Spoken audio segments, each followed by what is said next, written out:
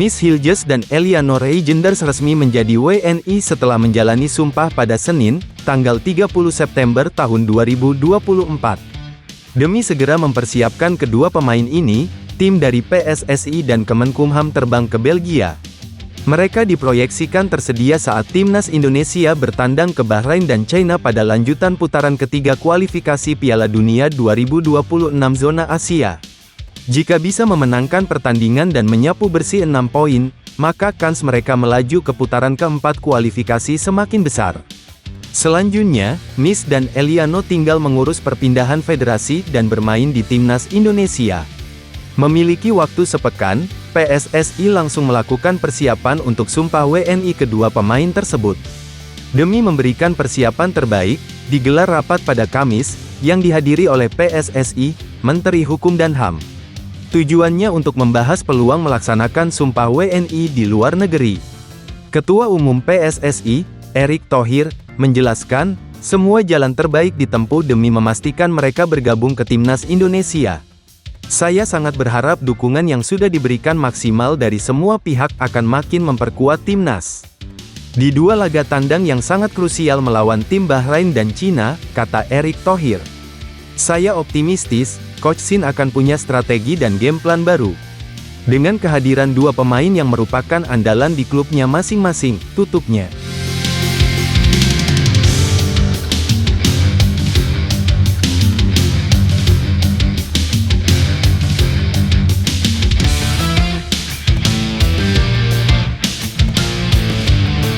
Sintayong bersama timnas Indonesia tengah berjuang untuk lolos ke Piala Dunia 2026.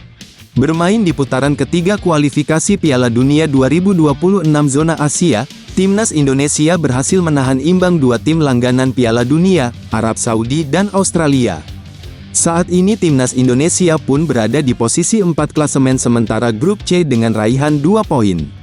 Pelatih timnas Indonesia, Sintayong punya target mengincar posisi ketiga dan keempat pada klasemen akhir putaran ketiga guna melihat kesempatan lolos ke Piala Dunia di putaran keempat. Saya pikir jika Anda menetapkan target dan melakukannya dengan baik, maka impianmu kan menjadi kenyataan, kata Sintayong. Sintayong mengakui kesempatan untuk lolos Piala Dunia memang sangat kecil. Namun peluang tersebut akan selalu dimanfaatkan bahkan jika akhirnya timnas Indonesia harus melalui babak playoff demi lolos Piala Dunia. Saya tidak ingin memberikan tekanan pada pemain dengan sesuatu yang tidak realistis. Jadi saya targetkan posisi ketiga dan keempat, kata Sintayong. Kini langkah timnas Indonesia pun semakin berat dengan menghadapi dua laga beruntun melawan Bahrain dan China. Tujuannya adalah untuk merebut poin dari Bahrain dan China. Jika kita mengejar kedua tim ini, kita bisa dengan mudah ke posisi 3 atau 4 besar, kata Sintayong. Saya kira, putaran ketiga, akan menjadi tantangan terbesar, kata pelatih asal Korea Selatan ini. Ditanya soal keinginan Sintayong jika berhasil membawa timnas Indonesia ke Piala Dunia, sang pelatih justru menjawabnya dengan jawaban di luar dugaan. Mungkin saya harus tinggal di Indonesia selama sisa hidup saya sangat suka tinggal di Indonesia, kata sang pelatih.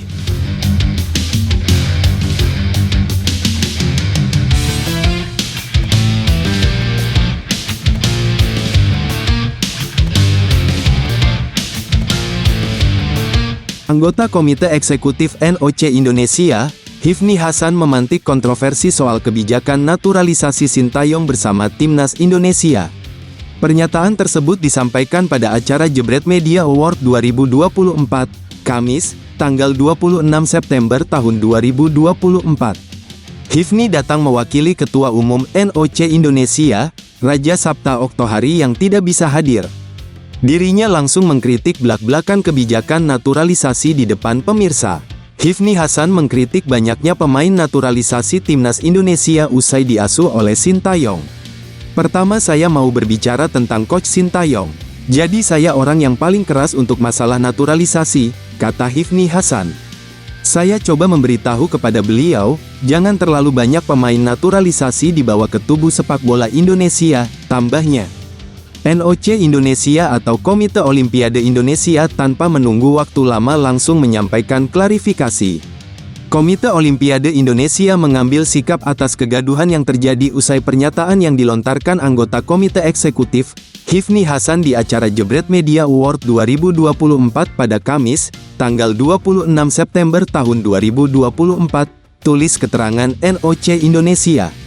Pernyataan itu merupakan pernyataan pribadi dan tidak mewakili NOC Indonesia.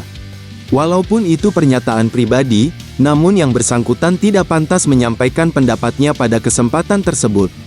Karena beliau hadir mewakili Ketua Umum NOC Indonesia, lanjutnya. NOC Indonesia memohon maaf atas tindakan yang bersangkutan terhadap Ketua Umum PSSI beserta jajarannya termasuk pelatih Timnas Indonesia, Sintayong, tulis pernyataan resmi NOC Indonesia. NOC Indonesia senantiasa mendukung PSSI dalam pengelolaan organisasinya. Komite Olimpiade Indonesia akan melakukan langkah-langkah termasuk mengambil tindakan tegas terhadap yang bersangkutan sesuai ketentuan konstitusi organisasi, tambah keterangan tersebut.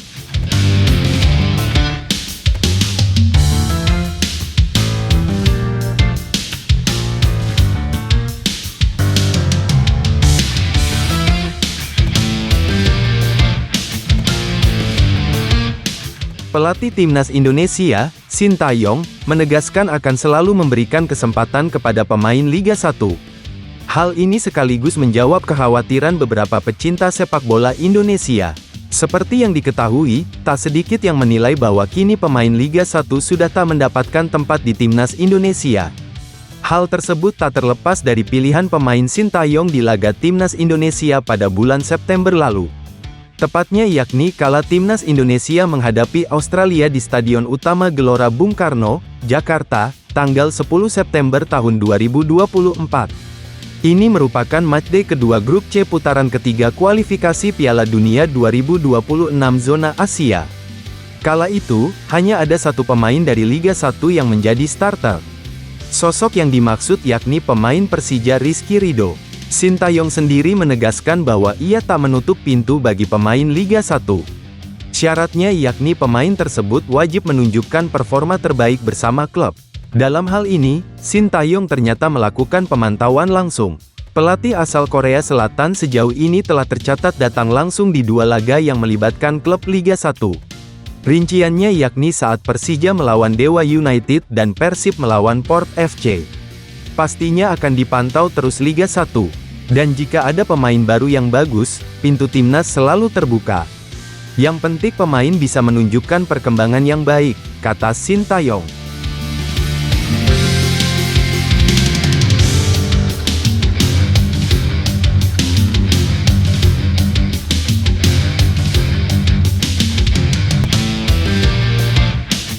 Calon pemain Timnas Indonesia, Miss Hilges gagal mencatatkan sejarah baru untuk Merah Putih.